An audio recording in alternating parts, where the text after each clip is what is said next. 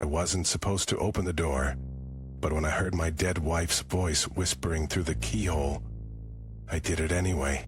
Tira, that's impossible. You left me behind. You let me die. The voice was hers, the face wasn't. What the hell are you? You know what I am. You've been feeding me for years. The thing wearing my wife's skin stepped forward, its mouth stretched too wide, too many teeth. No. You promised, till death do us part. But death's here now, and I'm not letting go. The lights flickered, the air turned thick, and then the knocking started again. Hey man, you okay in there? My neighbor's voice, but I hadn't spoken to him in months. Not since the accident. Don't open it. Don't you dare open it.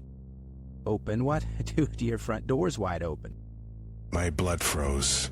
The door was locked. I never unlocked it. Too late. The thing that wasn't my wife smiled, and then the knocking turned into scratching. What do you want? You know what I want. You've always known.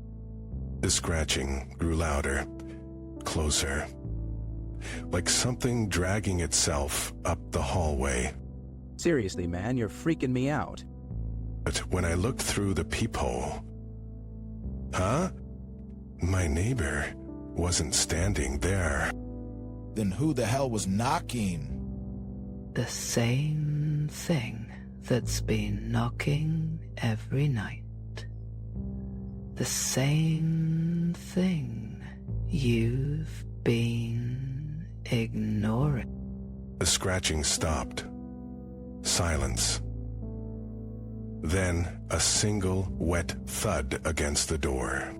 Oh, God. Let us in. The door handle turned by itself. No. And then the lights went out. Sarah, please.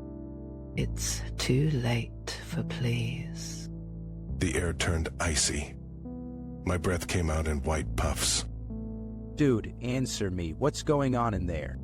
His voice was right outside the door now, but I knew.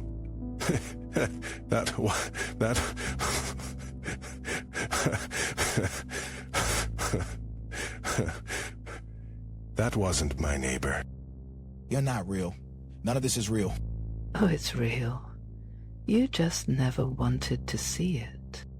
Something wet dripped onto my shoulder. Then another drop. And another. What is that? You know what it is. The smell hit me. Copper. Rot. The same smell from the night of the crash. Open the door, man. You can't hide forever. The knocking started again. Harder this time, like fists pounding. David, just stop. You stop for me. But the dripping got faster. A pool of something thick spread at my feet. Let me in. Let us in. The door creaked. The lock clicked open. No. And then the door slowly swung open. There you are. But it wasn't my neighbor standing there. This isn't happening. Oh, it's happening, and you know why. The other me smiled. His teeth were too white, too sharp. You can't run from what you did. The dripping sound grew louder. I looked down. The floor was covered in dark liquid. No, I didn't mean to. Didn't mean to what? Let her die? Leave her there? You could have saved me. The wall started bleeding. Thick, black streaks oozed down the wallpaper. Stop it. Make it stop. We can't. Only you can? The other me reached out. His fingers were cold. So cold. It's time to pay. Behind him, in the darkness of the hallway, something moved. She's here. The crawling thing raised its head. Wait, No more waiting. The crawling thing lunged, the other me pulled, and suddenly, See? This is what you really are. the darkness showed me everything. The blood on my hands, the phone call I never made, the way her fingers had twitched in the wreckage before going still. You let go. I was scared. You were selfish. The last thing I saw was my own face, smiling as the darkness swallowed me whole. My neighbor's dog hasn't barked in 3 days. That wouldn't be weird if it wasn't still sitting on their porch, watching me. Dude, you're freaking out over nothing. Dogs do weird stuff all the time. But this wasn't just weird. This was wrong. Its eyes, black like oil, and its mouth, it never closed, just hung open, dripping something thick and dark. Have you tried talking to your neighbor?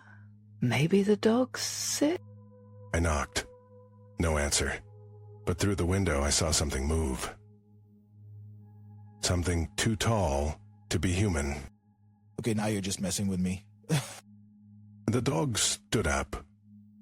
Not like a dog. Like a person. On 2 legs.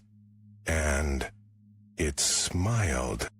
You need to get out of there. Now. Too late. The front door creaked open. No one was there. Just a voice from inside, whispering my name. Run. I did, but the street was empty, every house dark, and behind me the sound of paws. Too many paws.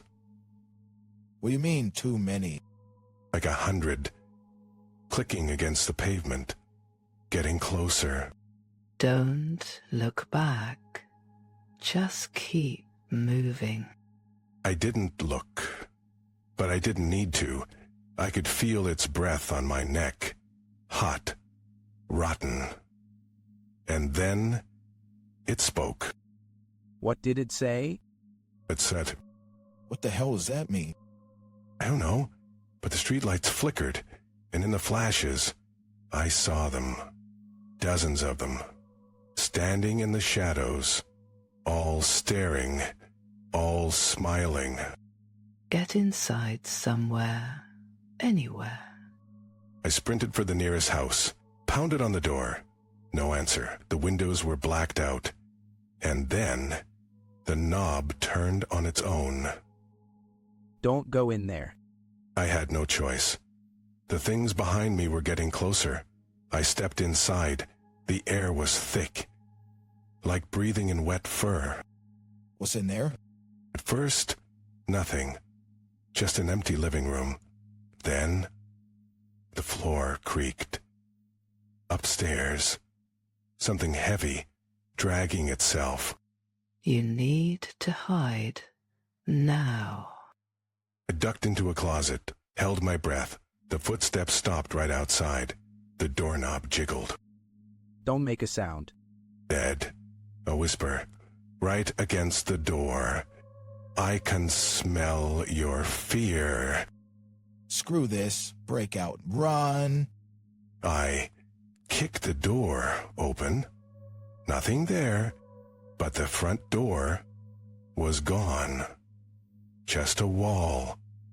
And written in something dark, "Too late." There has to be another way out. The ceiling groaned. Something was up there, moving fast. Then, a single drop landed on my hand. Warm. Red. It's not over. The lights cut out. And in the dark, something laughed. What's scratching? Like 1,000 claws dragging across wood. Coming from every direction. The walls, the ceiling, inside the closet I just left. There's got to be a way out. Check for windows. I ran my hands along the walls. My fingers hit glass. A window. I smashed it with my elbow. Cold night air rushed in. Freedom. Go, climb out. I was halfway through when something grabbed my ankle. Hard, like a vice. I kicked blindly. My shoe hit something wet. The grip loosened. I fell onto grass. You made it, run. I scrambled to my feet. The house. It wasn't the same one I entered. The door hung crooked. The windows were broken, and written above the doorway in peeling paint, "Welcome." It's impossible. You just went next door. The street was gone. Just an endless field of tall grass. And standing at the tree line, dozens of silhouettes. Too tall. Too still. Don't look at them, just move. I ran. The grass whipped at my legs. Behind me, the sound of something big moving through the stalks. Getting closer. What now? A light ahead. A single lantern swinging from a tree. Under it, a shovel stuck in fresh dirt. And a note. Dig. Stop. You don't know what's down there. The hole deepened. My fingers hit something solid. Wood. A coffin. And inside, my own face stared back at me. Eyes wide. Mouth sewn shut. That's not possible. The thing in the coffin blinked. Then it smiled. The stitches snapped. And as its rotting hands reached for me, I finally understood.